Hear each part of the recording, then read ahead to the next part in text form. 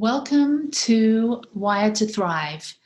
This is class one of our three-part class, and my name is Ali Benjamin. And this is part one, trauma, grief, and loss. So welcome. I'm so glad that you're here. And we're going to start with talking about grief. And I'm going to mute. If everyone could mute themselves, that would be great. Thank you.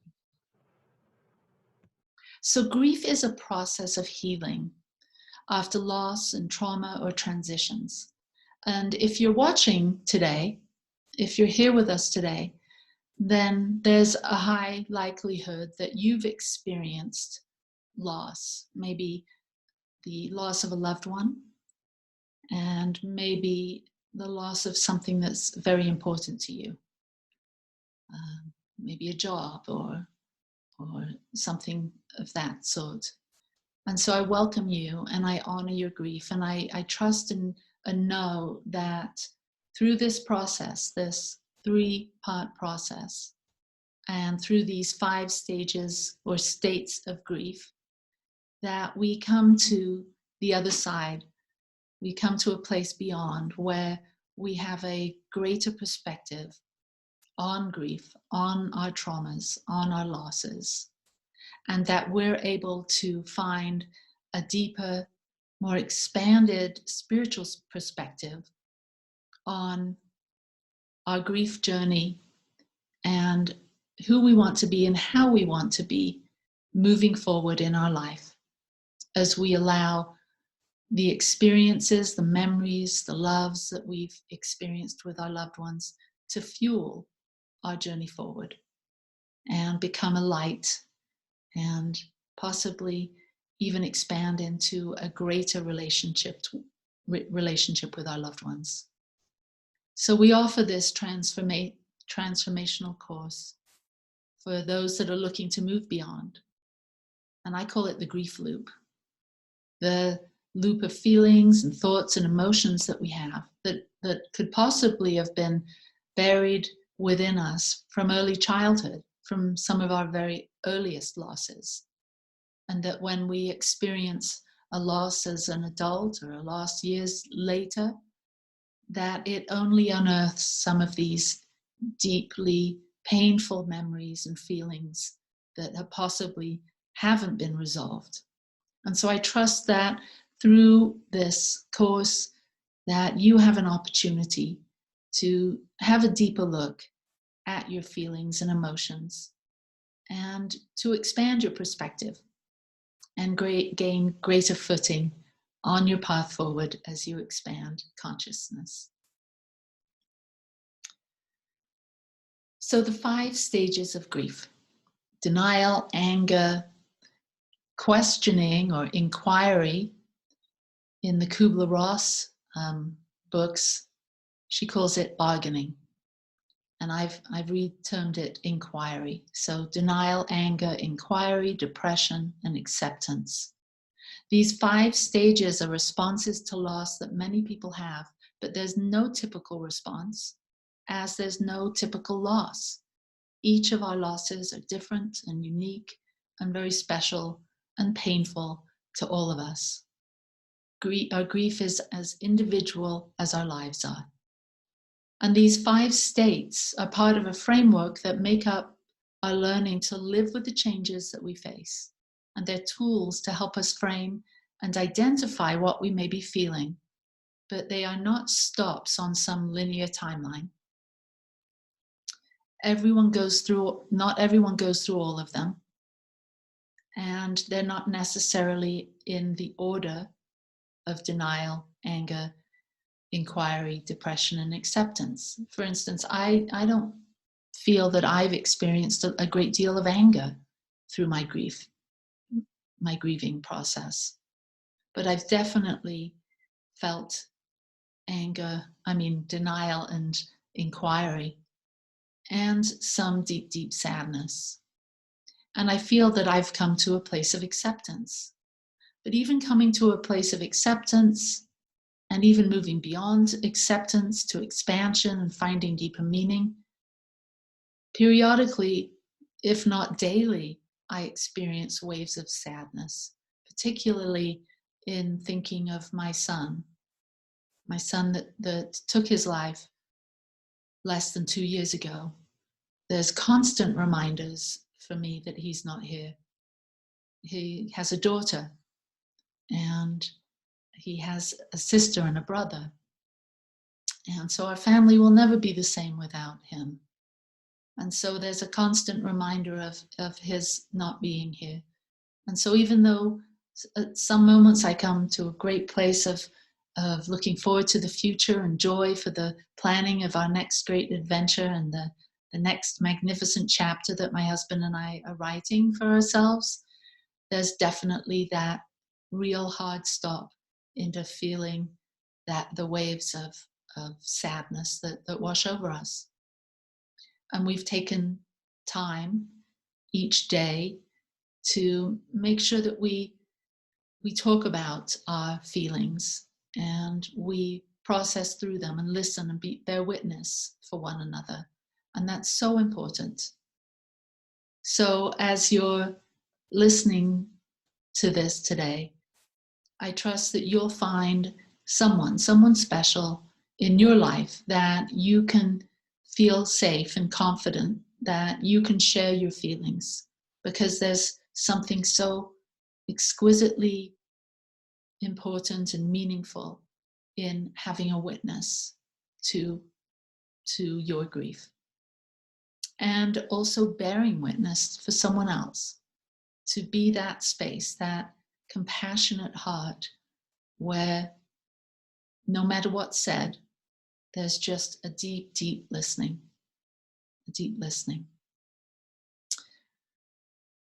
So the first stage, denial, and denial for us might be more symbolic than literal. These stages were first written or formulated for those that were dying.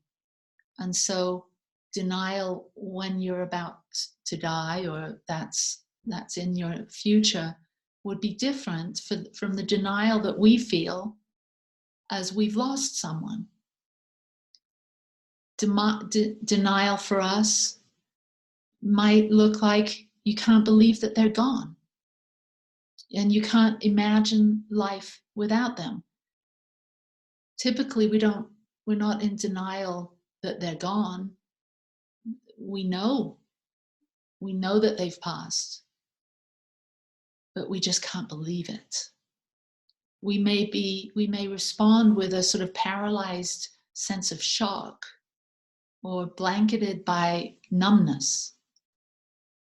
Denial isn't denial of the actual changes, even though we might be saying, I can't believe you'll never walk through the door again. We say these things because our new reality is too much for our mind to digest. This is normal, this is natural. And just like sadness waves over us, these kinds of disbeliefs wave over us too. We could also be feeling a deep sense of confusion. Our thoughts could be really scrambled, and we may not even be able to find that we can put words to the thoughts that we're having in our heads. I know that this was true for me for the first few months after my son passed. I couldn't seem to put the words to the thoughts I was having. And so there would be moments where if I was in a conversation with someone, I'd just be frozen. That's a good description. Frozen, because I couldn't quite get my thoughts and my mouth to catch up with one another. And I think this is a mark of denial, is our confusion and feelings of overwhelm. Just the smallest little things that we might expect ourselves to do, or someone else might ask us to do, just seem overwhelming. Even taking a shower or getting our hair cut, or things that seem so normal and so easy regularly. But when we're in this place of denial, in these first stages of shock around the loss of our loved ones, all of these things are very normal and can sort of wash over us and give us a feeling of disconnection. But I know these things pass. These stages, these states of being, they're not things that stay around. And just hearing that, just knowing that, gives us a sense of perspective or openness. Even though we know these changes have occurred, we just can't believe it. Our minds can't process it. But we know that we have to keep on keeping on. So we do.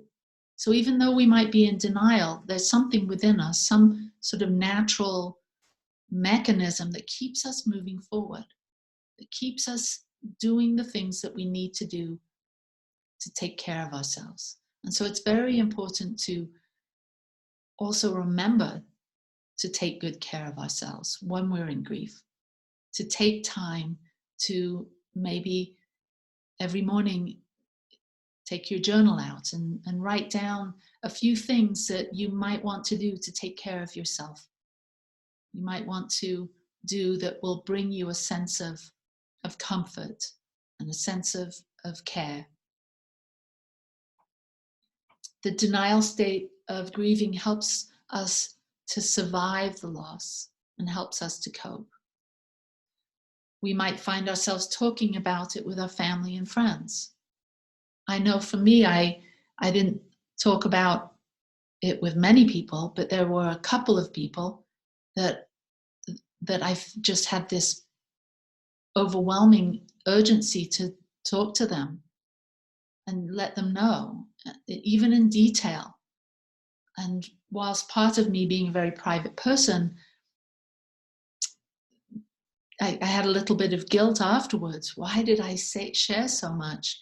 There was this compulsion to actually share, to talk about it, to want to be heard, to want to be witnessed. It helped me make it more real, make it something that I could cope with. Keeping it all inside wasn't an option. And that was a little surprising to me. Then we go inward and we might start asking ourselves questions. And in this way, we begin to start accepting.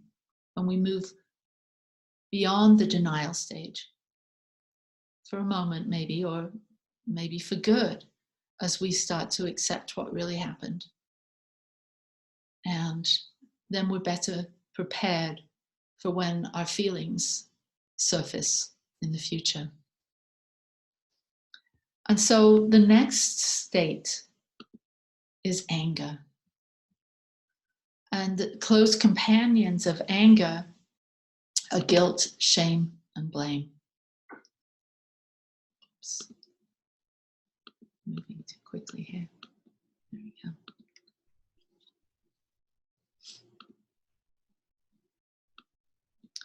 And anger can present itself in many ways.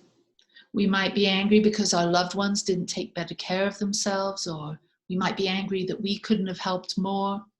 We might be angry because we didn't see this coming and we think that we should have seen it coming, or that we couldn't do anything to stop it. Anger doesn't have to be logical or valid. It's something that just happens. We may be angry at those around us that don't seem to understand our feelings. And we may want to go within and sort of block our hearts and not be as vulnerable. And we may be angry at doctors. We may be angry that bad things can happen at all. Anger is a necessary stage of the healing process. So be willing to feel your anger. And the more you feel it, the more it will begin to dissipate and the more you will heal. These are feelings and pains there are feelings and pains underneath the anger, and they will surface when you're ready. And so maybe a good question is, do I have buried anger? Like I mentioned earlier, I haven't experienced much anger, but there has been some signs that I've been a very good stuffer of anger. That possibly with people pleasing or not wanting to be a burden to others or things of that nature, we don't allow ourselves to be angry because angry can be scary. Being angry, we might have the deep buried belief in our subconscious mind that being angry would cause those around us to leave or not care. And so we learn to stuff our anger, stuff our feelings, because it's safer. But our feelings buried alive stay alive. And so it's my hope that through this course that whatever's buried in your subconscious, whatever is buried that you've been unwilling or unable to look at up until this point, that this is a safe place for you to bring those feelings, those emotions into the light of day and allow love and light, wisdom to bring some healing and some space and some perspective around that. So the next stage is inquiry or bargaining. And inquiry, you might be saying, what if? Or if only. In this stage of inquiry, we can get lost. We can go into sort of mental spins of wishing things had been different. Or if only I had been different. Or what if I had said that? Or what if I had done more? There's a lot of ways that we can consume ourselves with our thinking. But what I know is that as thinking beings, as spiritual beings having this human experience, that we have this amazing mind, this amazing brain that we can learn to become masters of. That we're more than our mind, we're more than our brain, we're more than our physical bodies, we're more than our physical being, we're spiritual beings. So we're three in nature, we're body, mind, and spirit. And as we begin to have a deeper awareness of our mind and the power of our mind, and like Ralph Waldo Emerson said, to stand guard at the door of the mind, we can learn to become more cognizant of what we're thinking. And that's not to say that we push away some of our feelings and thoughts and don't think about them. It's to give them time and then choose to focus our thoughts and attention on what it is we want to experience moving forward. Because if we stay stuck in these patterns of what ifs and if onlys, then we're not moving forward. We're staying stuck, and none of us want to stay stuck in our grief. Eventually, our mind comes to the conclusion that reality has changed, that our life has changed. Our movement in the world has altered, that we're going to do things differently moving forward because of this loss. And that's okay. That's okay. And so inquiry stage is important, not only to think about the what ifs and the if onlys, but to also think new thoughts and to start to identify some paths forward that actually enhance and bring us more joy. The next state is depression, sadness, hopelessness, helplessness, feeling energetically drained, feeling isolated and alone. And we've all felt these feelings to some degree or another. Empty feelings can present themselves and grief can enter into our lives. This depressive stage or state is an appropriate response to loss. We can withdraw from life and we can feel like we're living in a fog of sadness and wondering what's the point. This appropriate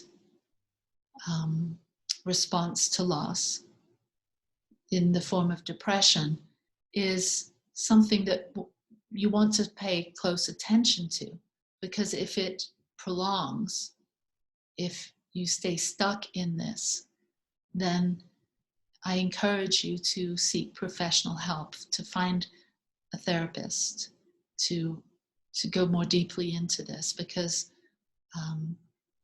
what we're sharing here can only help. But depression, clinical depression, is a completely different sort of depression. But feelings of emptiness and feeling like withdrawing occasionally, occasional feeling like we're in a fog, or we're wondering what's the point, those are all normal. But again, if they last, if they go on, then please seek professional help. And we have some resources if you're interested in that. So please contact us for those. And so these 4 stages or states are ways that we process through our feelings and thoughts, and then eventually we come to a place of acceptance. But we'll get to that in a minute. So I'm going to pause the recording. So now we move on to acceptance. Acceptance could be accompanied by a sense of peacefulness, calm, being present, and having hope for the future. And it's at this stage, that at this acceptance stage, that and it doesn't mean that we're okay with what's happened or that we're okay with what's happening.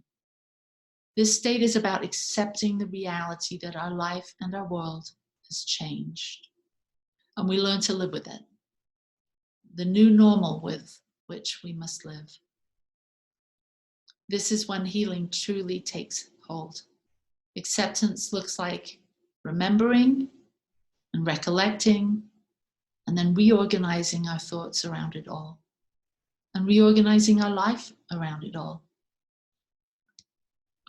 After acceptance, I like to think that there's room for expansion, and this is what we're going to be talking about next week and then the following.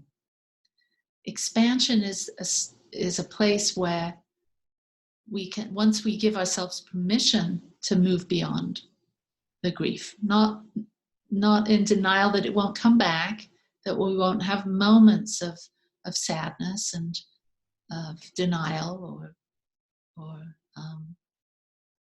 the other states, but that we give ourselves permission to start the next chapter, the next magnificent chapter. And we have a deeper clarity on our purpose. And we actually develop a vision for our life moving forward. And we come into spiritual alignment. And I think of spiritual alignment as when our thoughts and our words and our actions and our emotions are in alignment with our dreams and our desires. And we are able to actualize peace and joy and freedom in our lives. So I have this little acronym, STRETCH. Start thinking radical evolutionary thoughts and create harmony. So this could be some of your homework before we meet next week.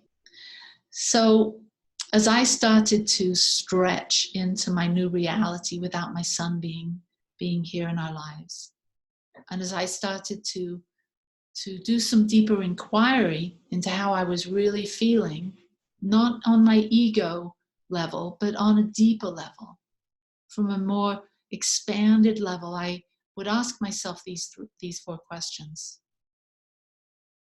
What if there's nothing wrong? Because my ego mind was saying, this is wrong, this is wrong, this is wrong. And again, it's not to say that my son leaving or us losing a loved one isn't wrong. It seems absolutely wrong. But when I did deeper inquiry and really felt into this question, what if there is nothing wrong in the universe? That all is unfolding with a particular order. And from my limited perspective, I might not be able to see that or understand it. Maybe life isn't for us to understand completely. From a spiritual perspective, there is nothing wrong. Now, the ego doesn't like to hear this at all. And so what if it's not true? What if those thoughts that I'm having about life, about the new reality which I'm pushing against, what if it's not true? That life won't be the same without Adam. That life won't be the same without our loved one. It's going to be worse. Christmases are going to be hard. Or whatever thoughts that we have that begin to upset us, we can put those to the question. What if this thought isn't true? And it's not that we have to say it's true or not true. It just gives us a little bit of a broader perspective. It gives some wiggle room.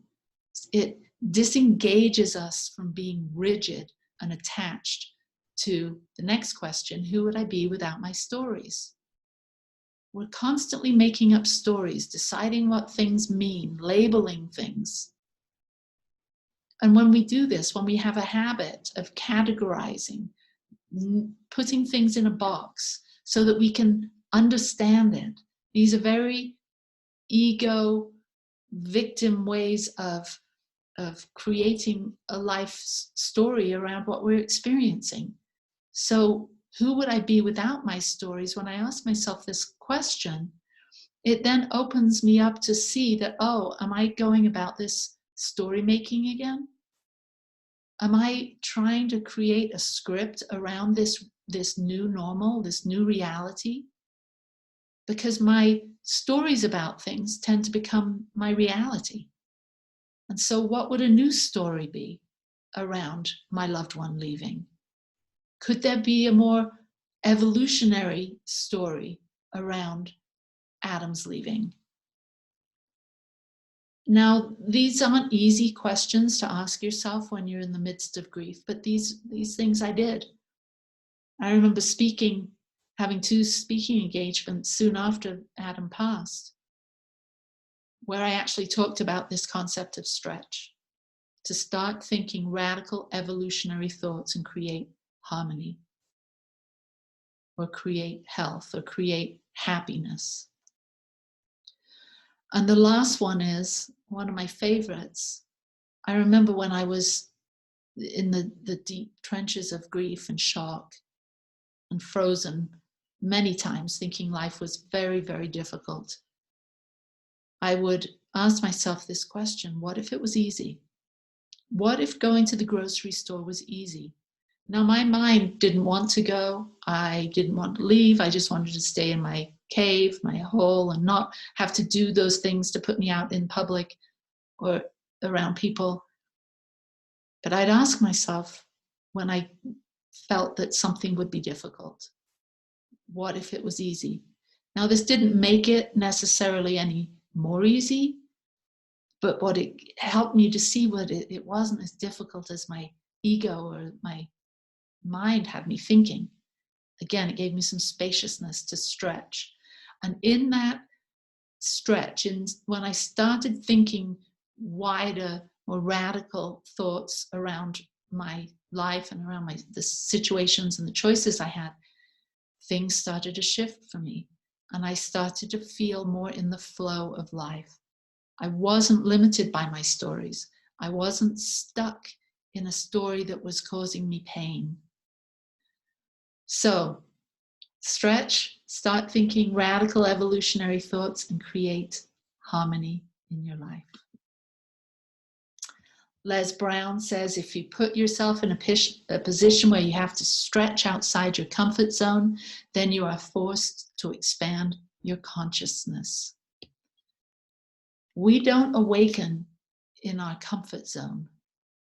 We usually have our biggest times of transformation and spiritual awakening when we're outside of our normal comfort zone. So these are my deep dive questions for you before next week's class. Our grief, in a way, is evidence of our love. It's possible to experience more love than grief when we think of our loved ones, but maybe this will take time. For the next week, spend time each day pondering your relationship or your relationships and journaling on these questions. What fond memories do I have of my loved ones? What am I most grateful for? And so as we start to expand our story, as we start to move outside of our feeling sorry for ourselves or feeling frustrated or angry or in denial, we're stuck in that loop of questioning, we can start to realize that the love that was there for us within our relationship with the one that we've lost or the ones that we've lost, that we can explore that love and build on that love, even fantasize and make it, embellish it and make it even more wonderful. And to find all the things, even the tiny things that you and being in relationship with your loved ones, what you're grateful for, what you appreciated within those relationships, whether it's something they did or said, or a way they were, or a way they made you feel, or some wisdom that was imparted through your relationship with them. So those are the deep dive questions. So thank you for joining us for this deeper look and exploration of the 5 states of grief and loss. We'll move forward more fully with the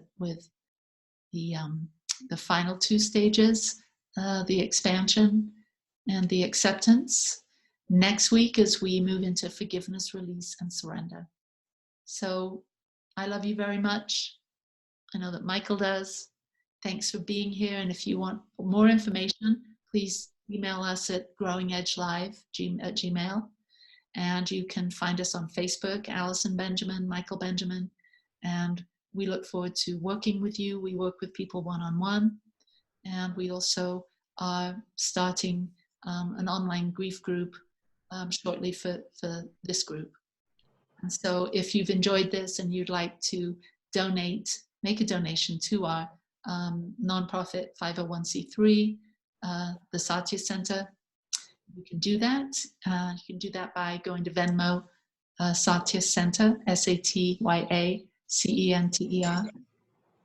and go or to our website, growingedgelive.com, and you can donate there too. So thank you very much for joining us, and I trust that this time together has been deepening and meaningful to you on your path. Namaste. Thank you. Thank you. And I'm going to turn off the recording.